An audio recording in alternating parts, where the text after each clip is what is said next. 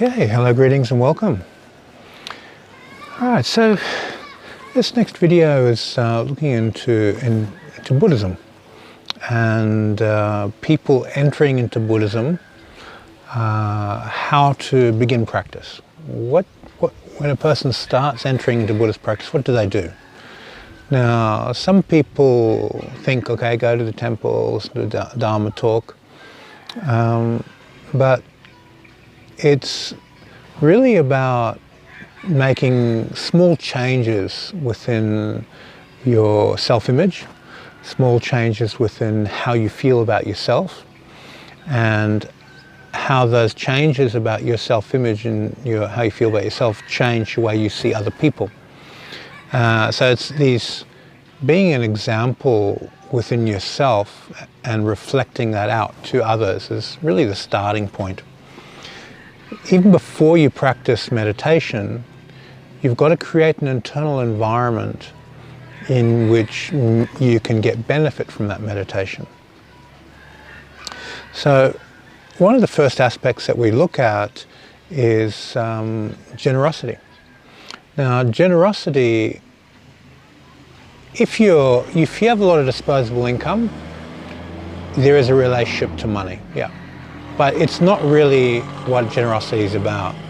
Generosity is more about teaching man how to fish rather than giving them fish. So it's about your time. If you see a person doesn't understand how to do something, it's sharing knowledge for the next generation how to do it, improving the knowledge base for the next generation.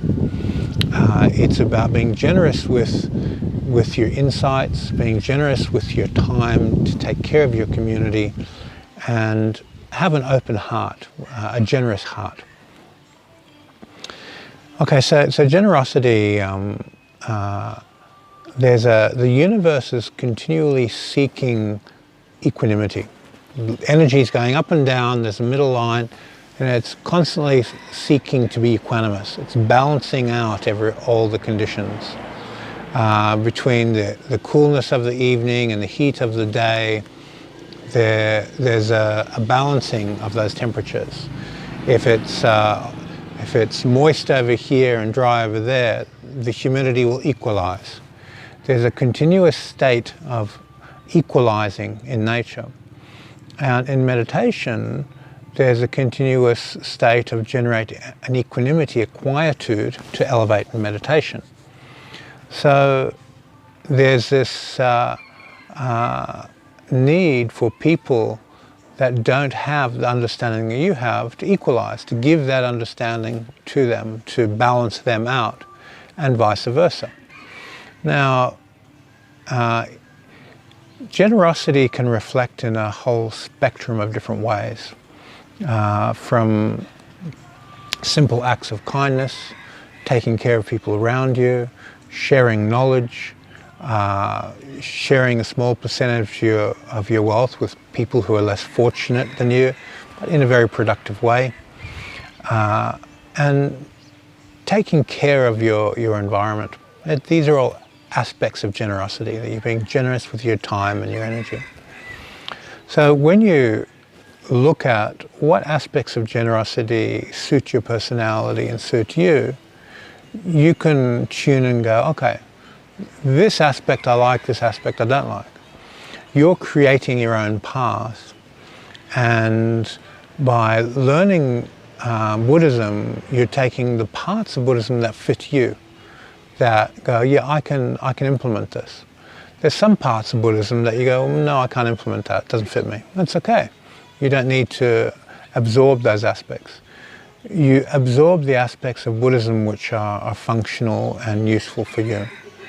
So when you look into the Buddhist teachings of generosity, you'll come across a lot of views. So what I suggest is research the topic and start implementing in your own way how to be generous. Well, now let's look at this from a Hermetic view. In Hermetics, everything is energy.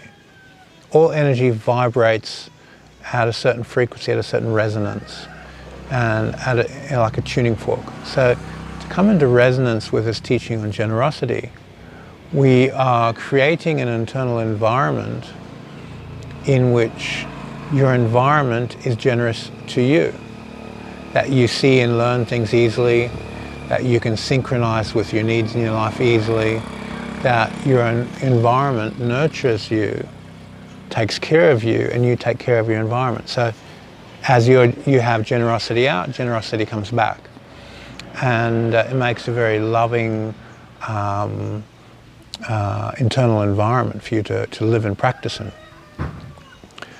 So look at everything as a tuning fork, and each of the Buddhist principles has tuning forks that you're building in your internal environment that affects your external environment. And as your internal and external environments generate resonance through these tuning forks, you create a space where you can generate success within your meditation. Okay, thank you for your time, and see you in the next video.